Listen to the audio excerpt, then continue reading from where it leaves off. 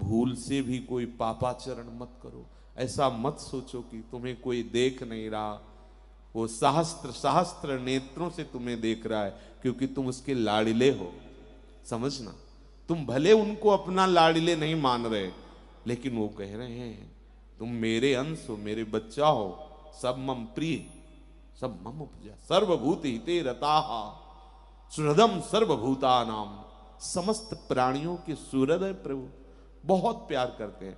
जैसे मां कोई भी कार्य करे अपने इकलौते लाडले लाल के ऊपर एक दृष्टि रखती है, कहीं चूक ना हो जाए, ऐसे ही अनंत माताओं जैसा अगाध प्रेम लिए हुए हमारे प्रिया प्रीतम हम सबको देख रहे हैं, हम सबको दुलार कर रहे हैं। गलती ना होने पावे, सावधान रहना। जब आनंद की उमगन होती है तो मन विषय रस की तरफ भागता है, ध्यान रखना। ये सूक्ष्म बात है, इसमें तर्क की गुंजाइश नहीं, क्योंकि ये छाती की बात है। जब आप भगवत आनंद में थोड़ा सा भी तो मन निकलकर उसी अवसर में विषयानंद में फांसने की चेष्टा करेगा, तो भगवदानंद की प्राप्ति के लिए उदासीनता अत्यंत आवश्यक है। उदासीनता, जगते हुए उदास। लेकिन प्रिया प्रीतम की तरफ से हमारी परम आह्लादमयी वृत्ति होनी चाहिए। हमारी स्थिति क्या है? प्रिया प्रीतम से उदास है और जगत की तरफ से आह्लादित है। जगत देखा तो राजी हो गए, इधर देखा तो मीरा जी कहती भगत देख राजी भाई, और जगत देख रोई ना। हमारा कोई मौसी मौसा, जीजा जीजी, बुआ फूफा, माता पिता, हमारे तो जो तुमेव माता च पिता तुमेव, तुमेव बंधुश्च सखा तुमेव, तुमेव विद्या द्रविणं तुमेव, तुमेव सर्वम मम देव। दो भाव हैं, हमारा कोई नहीं, सिर्फ आप हैं। हमारे जो भी हैं वो आप ही बने हुए हैं। गृहस्थी में हो तो ये भाव देखो कि हमारे प्रभु ही इन सब रूपों में हैं। प्यार भरी सेवा करो, निष्कामता हृदय में रखो, उनसे सुख लेने की चाह न रखो। अगर सुख लेने की चाह रखोगे तो ममता में फंस जाओगे, और अगर सुख देने की भावना रखोगे तो तुम्हारे हृदय में क्षमता आ जाएगी। ये बहुत आंतरिक चाल है, सूक्ष्म युक्तियां हैं जिससे हम माया पर विजय प्राप्त करते हैं। हम किसी से सुख भोगने की लालसा करते हैं, वहां हमारा राग हो जाता है। किसी को हम सुख देने की भावना रखते हैं, वहां से हमारा वैराग्य हो जाता है। सीधी बात। अगर सुख लेने की चाह नहीं तो कितना भी सानिध्य हो, कितनी भी सेवा की जाए, राग नहीं हो सकता।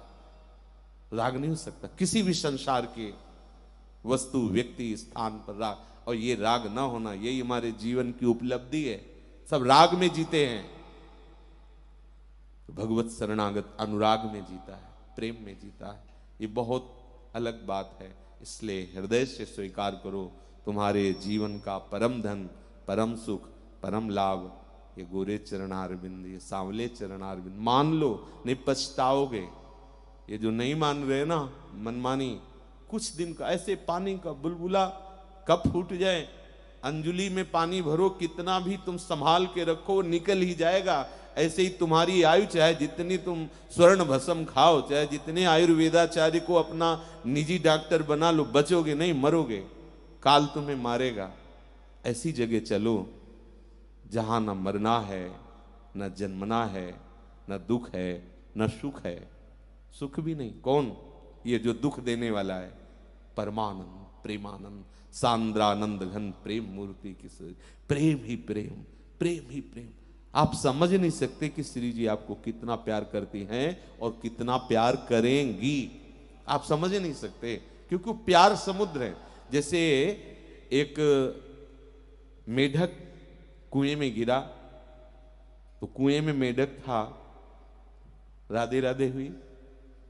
कुएं वाले ने कहा कहां से आगमन हुआ? उनका हम तो समुद्र में रहते हैं। ऐसे ही उछल कर इधर आ गए, तो गिर गए कुएं में। तो समुद्र किसे कहते हैं? बहुत जलाशय, बहुत जल है, अगाध जल। अच्छा, इधर से इधर कूदा, इतना समुद्र है। बोले नहीं बहुत बड़ा है। फिर इधर से इधर कूदा, बोले इतना समुद्र है? बोले तुम जीवन भर इधर से इधर, इधर से इधर कूदते रहो, फिर विश्व। ऐसे ही हम क्षुद्र मेढक की तरह, हमारी उछल कूद में कितनी सामर्थ्य है। प्रियाजू का प्रेम अगाध समुद्र है, जहां जिन्हें भगवान कहते हैं, परब्रह्म कहते हैं, परमात्मा कहते हैं, ईश्वरों के ईश्वर, योगींद्रों मुनिंद्रों के गुरु जिन्हें कहते हैं, वो भी हमारी प्रियाजू के प्रेम का पार नहीं पाते। इसीलिए सदैव प्यारी जू से प्रेम की याचना करते रहते हैं। इसीलिए यद्यपि सकल लोक चूड़ामणि दीन अपन पोमा, ऐसे देश में हमें चलना है जहां हमारी महारानी जो विराजमान है, जहां अपराध नाम की कोई वृत्ति ही नहीं है, जहां क्षमा और प्रार्थना की गुंजाइश ही नहीं है। इसीलिए अलबेली सरकार, आनंद ही आनंद, प्रेम ही प्रेम। कहां भटकोगे, कहीं ठौर नहीं है। जब भगवान की भगवत्ता की तरफ देखो तो वेद रूपी शासन है। हमारी कितनी पहुंच हो सकती साधना में, हम कितना जितेंद्रिय हो सकते हैं, वो देख लीजिए। तो क्या करो, ऐसे दरबार में पहुंचो जहां वेद भी प्रणाम करके अलग खड़ा है, उसका शासन नहीं है। और हमारी लाडली जो समस्त विभाग को सामर्थ्य देने वाले शासनकर्ता श्री कृष्ण हैं, और उनको केवल अपनी भ्रकुटी के इशारे में अधीन किए हुए हैं। हमें कोई डर है नहीं। इसलिए हमारे माई श्यामा जू को राज, हमारी लाडली जू, हमारी प्यारी जू। पर ये बात हृदय में बैठा लीजिए। वाणी की शरणागति, शरीर की शरणागति, और हृदय से, हाँ अंतःकरण से प्यारी जू की हो जाए, जीवन सार्थक हो जाएगा। कभी भी आंख मूंद सकती है। बहुत धोखे का संसार है। रोज बताते हैं आज वो गया, आज वो गया, तब लगता है नंबर है।